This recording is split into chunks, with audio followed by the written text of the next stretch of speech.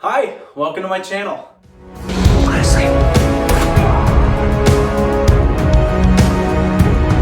Hey, Uncle Kenny!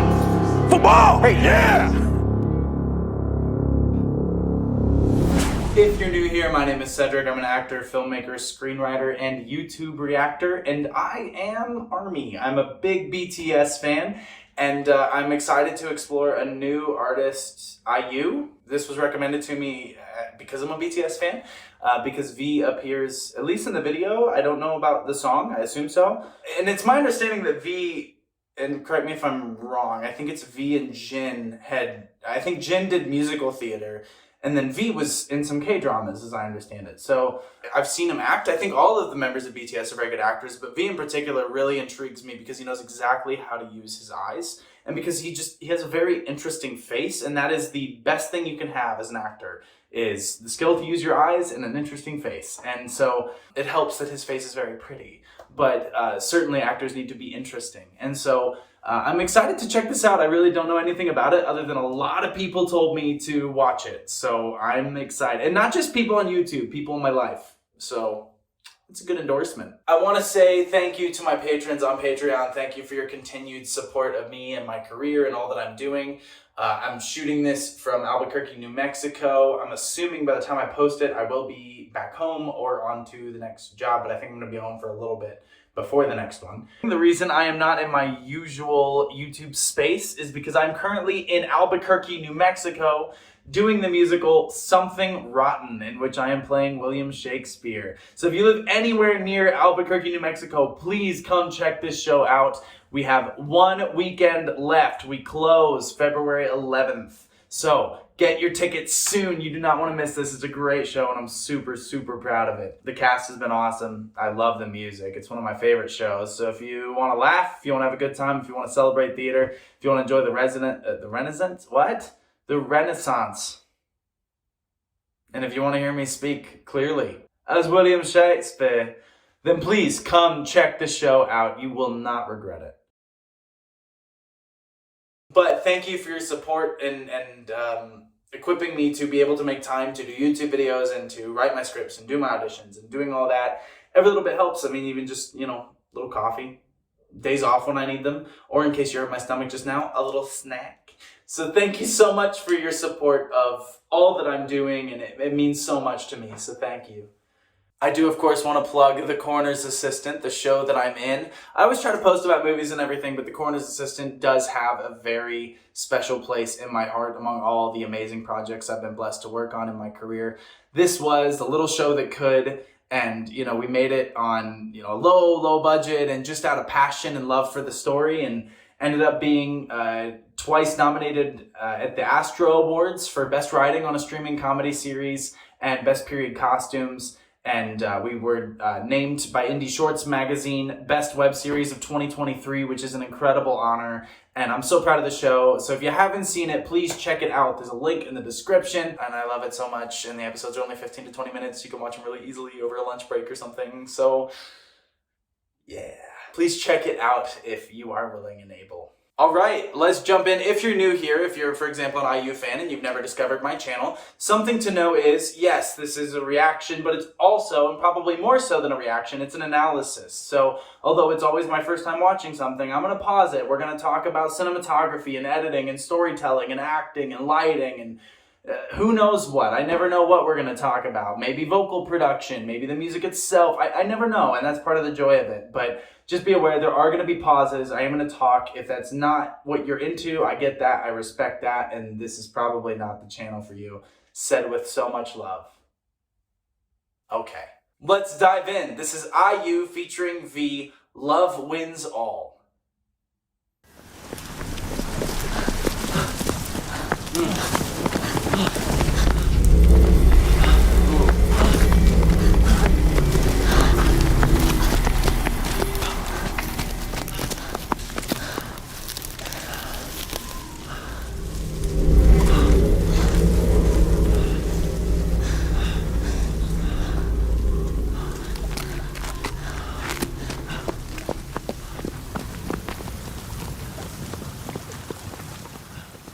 Let's let's talk the first 30 seconds here. So all film is visual storytelling, and it's important to have interesting opening images.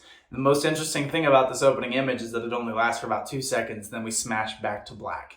So, we see them running through this forest filled with fog, very grayed out world, very blue tones throughout everything, and they're being chased by some giant cube, which, by the way, is some really solid VFX. That's really impressive. It looked really good. So they're running through this forest, and then it's revealed to us that they're in this sort of post-apocalyptic world. So they're running from the cube, it seems like. So clearly this cube is doing some sort of damage. I'm going to go ahead and assume that it's the idea of being put in a box that will destroy us. The title is Love Wins All, so let's go ahead and think, the idea of keeping love in a box, of defining it so cleanly and so like it has to be these things and we have to be these things and this is what it all has to be. That this is what the world has to be. That, there's, I think, an argument that there's a prevailing idea right now in the world that love is weak or that love is not enough. And so this feels maybe like a slight pushback on that. But running through, we see a lot of texture in their costumes, something I talk about often. You want texture, but there's this sort of, not post-apocalyptic, this kind of retro-futurism with the costumes, just sweaters and stuff you might see every day, but a little bit torn up, a little bit dirtied. So we're seeing all of that. And it was interesting when she didn't say anything when she said that line. So I don't know if they've got some sort of secret way to communicate, or if they're using sign language, if the box can hear them. Something to that effect, because we heard their footsteps. The sound design was outstanding at the beginning there. You're getting this, it starts with this kind of ringing and the wind and everything, and it builds and builds and builds, and you're hearing them run, and you're kind of brought into that feeling of desperation with them as well. So really, really great opening, and no idea where this is gonna go, but I'm intrigued, and that's what you want with the opening of your film. Intrigue. Interesting to hear that go back and forth in the left and right channels.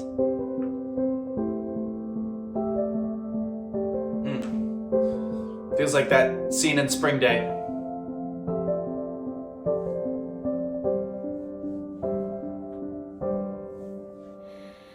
Dearest darling, my universe, 날 데려가 줄래?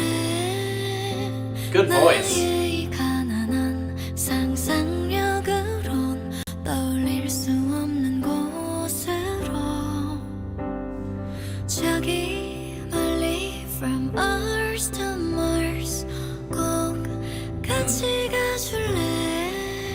Wait a minute, hang on. Just a sec, I want to see something. Yeah, okay, so let's pick up on a couple more visual things. First, before we talk visuals, what a voice. What a beautiful, nice, light voice. Reminds me of Regina Spektor, which is a big compliment. Christina Perri, there's this really nice lightness to it that's very sweet and draws you in. The piano being kind of the main instrument that we're hearing is really lovely and driving and sweet.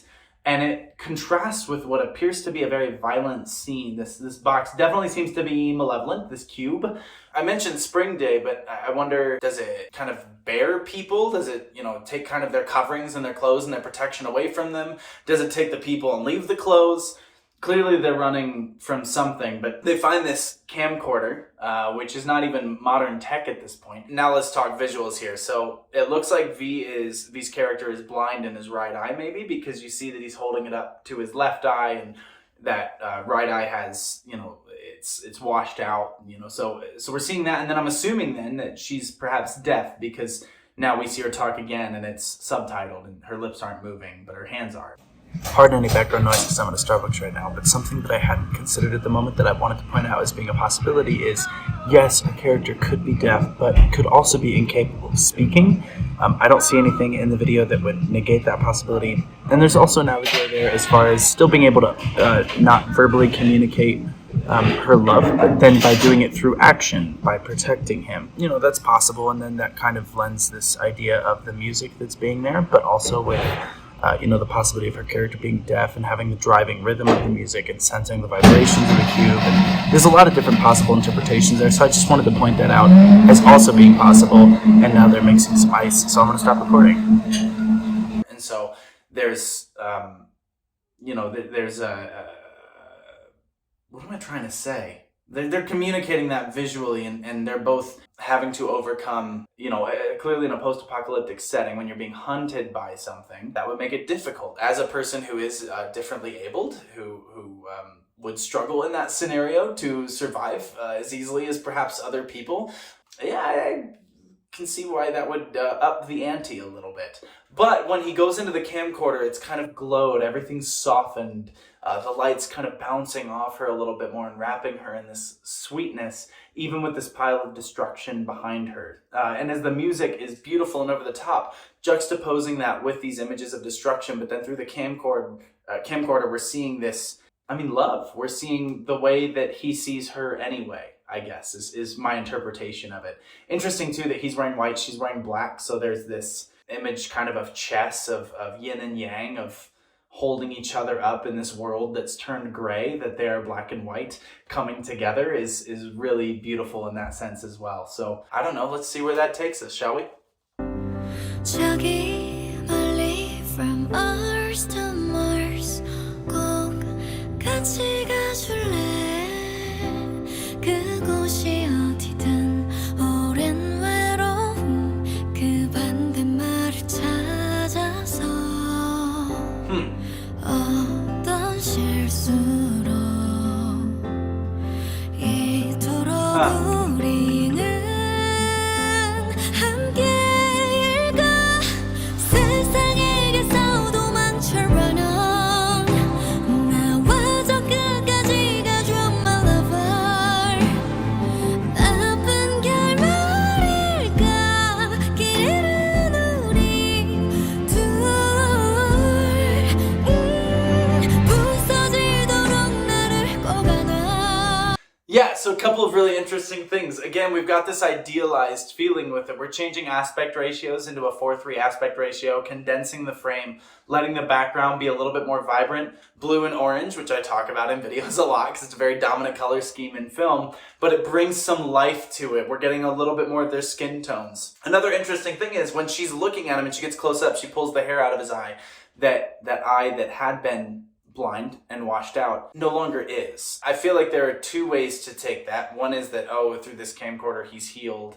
But I feel like that seems to be a weaker reading to me. It's more the way that she sees him, and the camcorder to me is a visual representation of how she sees him.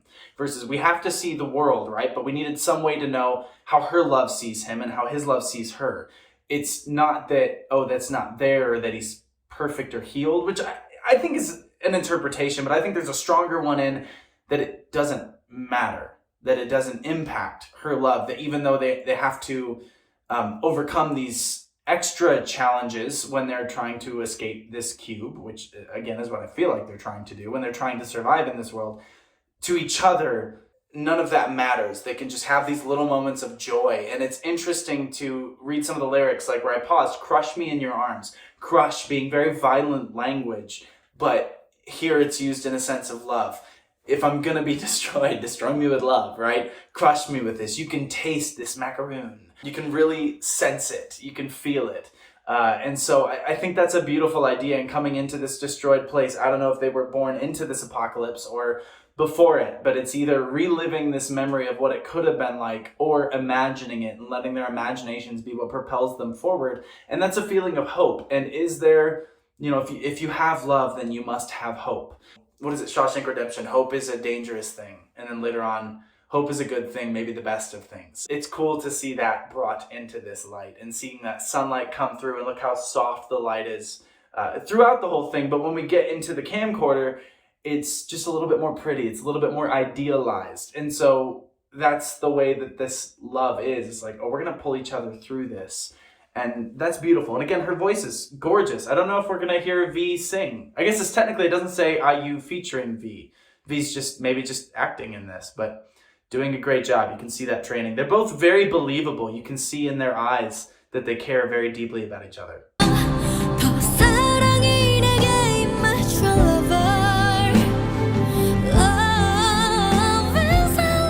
Oh, cool. Cool. Yeah, so look, as the camera dollies back here, we start seeing figures all clad in black moving around them, and the camera really quickly dollies backward. We get a little bit of an increased frame rate. I think what they probably did is just accelerate the shot, but the aspect ratio expands. So now we're in this sort of in-between, I guess, of maybe these are all the people that are gone. Maybe they're memories of who was once there. Maybe they can kind of sense them now. Maybe they're filling the place with their imagination, but it's entering this new layer of what is real. So that's very interesting.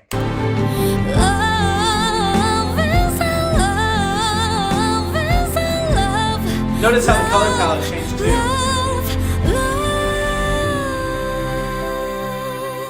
Yeah, everything's a little bit blurry here.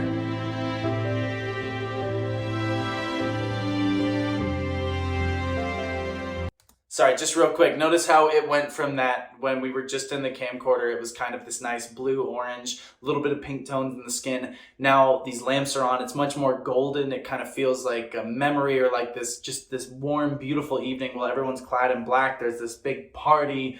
So it's interesting that they've gone for this very golden tone that is so sharp against the gray of the world that we first stepped into.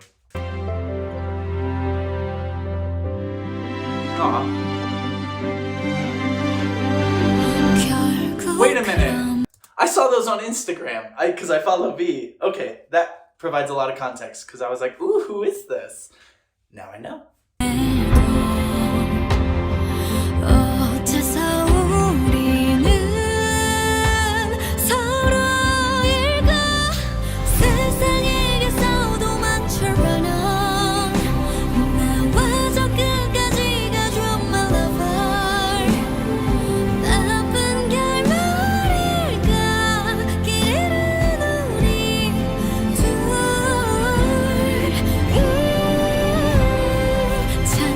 Slowly film you with my eyes. Okay, so that really underscores to me the interpretation that I said earlier of this camcorder is my eyes. This is how I'm seeing you. Is this, you know, nothing else matters. It's just your soul that's shining out, that's so beautiful. And so, you know, she's found this wedding dress that fit, and they're kicking everything off, and they see the feathers come down, and that kind of brings to mind the image or idea of angels, of floating through this world and tucking the flowers behind the ears, of finding beauty and life in this destructive world, in this place that's been destroyed, and having this wedding surrounded by figures clothed in black is, again, really interesting, pulling this death versus life, right? Loss and love, that they're coexisting in this place because their love is so strong. And then she's even questioning, like, oh, is this going to be a bad ending for us? But her voice is so, you know, I said sweet earlier, and it's still sweet. Even as she's adding power to it, it's not, you know, it feels like it's leaning more into, like, whatever happens, it will be okay as long as we're together. And that's really beautiful. I do wonder if they shot this on film, or if, you know, that's something where sometimes you can put, like, the cheap way to do it is to put a pantyhose over the lens to create this kind of filter that it runs through. But it has a very film type look. You can see the lights are often a little bit diffused, a little bit glowing in each frame. And so it feels kind of like a memory. It's very romantic, at least in this space that we're in right now, where it's golden and beautiful, versus that very sharp initial blue and gray world. You can see the difference in the way that those two visuals are presented to us. So I don't know if that means we're living in their imagination, in their memory, or we're just in a place that feels safe, and that's good enough for this moment. But it's beautifully, beautifully done visually. So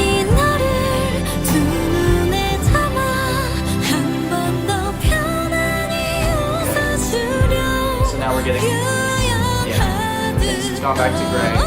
We're getting flickering frames here. In the night of that day.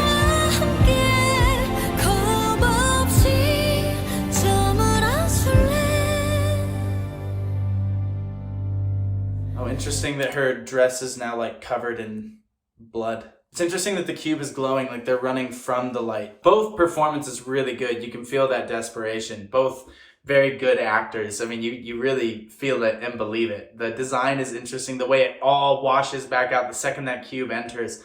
it does bring to mind that feeling of like when you remember some of the difficulties of life, that it feels like it can wash out all the good things. But the thing about love is that it can overcome that. And so it's interesting to see that visually represented, and her vocals are getting that edge of desperation, and you feel that that choice is coming up. I always say this word, but cohesion that exists between the visual narrative and the narrative that we're hearing. The interesting thing to me is that she still hasn't lost that sweetness in her voice. And that is a choice, because that's that love. It's, I'm going to protect you, because that's what love does. Greater love has no man than this, that he that laid down his life for his friend, right? So I will protect you. I will go with you. You know, where you go, I will go. There's some interesting biblical themes that exist in this too.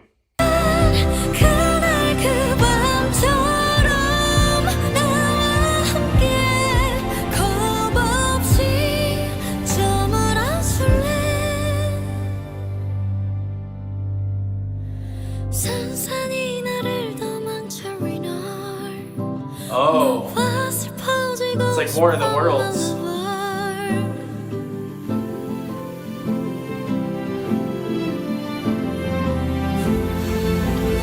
Oh, interesting.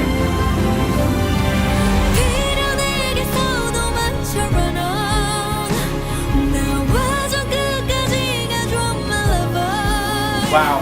I mean, acting. Look at the tension in his hand. Look at the veins popping. He's attacking, and the flame, the frame is flickering with it, right? So he's destroying this way that we're seeing the world that's washed out and gray, because it needs to be this more pure, what we're seeing through the camcorder, right? And so that is a really cool visual. And then, you know, close up on the hand as it's gripping, and you see all of that tension in the hand. Great performance here, and they're holding on to each other. They're both trying to protect each other, but basically they're saying, listen, if you're going to take one of us, take me. They're both saying that. But then in the end it goes, well, if you're going to take us together. You know, and with all those cubes there, at what point do you have to accept that that's what's going to happen?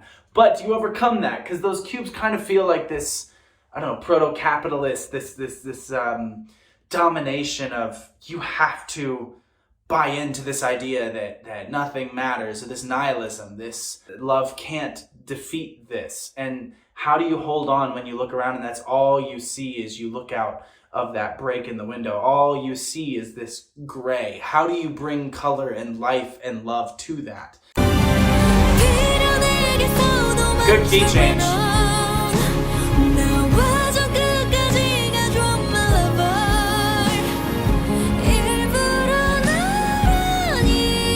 Well, Gaon is drowned on purpose.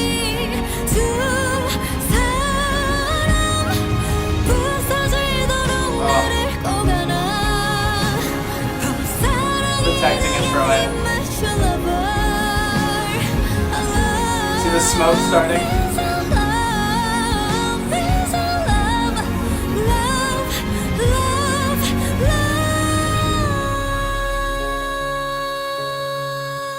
Oh, what a way to show that. Wow. Very kind of 80s lighting here, which I say is a compliment. You get that red against the blue with harsher shadows. Well, earlier we talked about the softer fall off of the shadows, right? So now we're getting that much harsher world with it. We're getting these tight close-ups with a tear dripping, and red against blue, which creates this kind of weird in-between where we're not quite getting purple because of how, you know, directional that light is. So it's such a different vision. You know, when I talked about bringing color, it wasn't like this. This wasn't the color that I meant.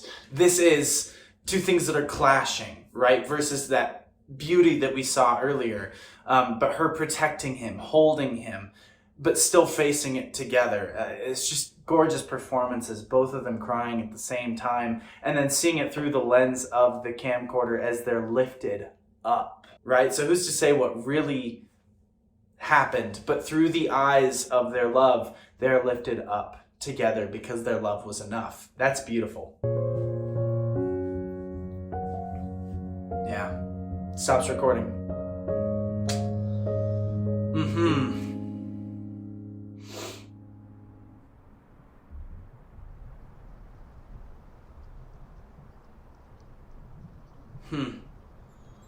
So they've ascended together. Yeah.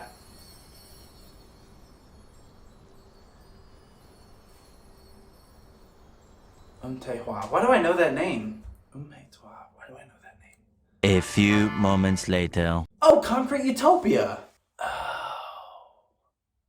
That's like next on my watch list, but I've heard it's amazing. I can't wait to watch it. So it's going to be interesting to watch it after this. I might have watched it by the time I post this, but that's about like a collapsed city and those who are struggling for survival. So interesting that he then directed this. It's beautifully directed. Wow. Yeah. Okay. That's a big director to get for this. That's impressive. Of course, when you've got these two, I'm sure director would be happy to work with them. I think that's a beautiful message.